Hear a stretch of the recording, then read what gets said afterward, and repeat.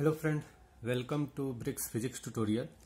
In this tutorial we are going to learn how to do the derivation for equation of motion for constant acceleration v equal to u plus at using definite integration.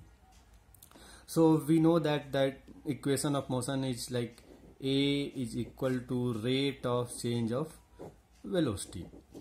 We can write this as dv is equal to a into dt. If we will apply integration on both sides, this side it will be integration of dv and this side a is constant, so it will remain outside the derivation and it will be integration of dt. The limit for velocity will be initial velocity, it will be u, final velocity it will be v. Similarly time, initial time it will be 0 and final time it will be t. So integration of dv will be v with limits u and v. On this side a into integration of dt is t with the limits 0 to t.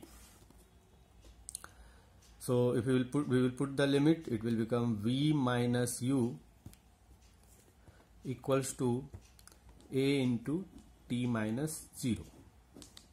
So v minus u will be equal to at, or we can write v equal to u plus at.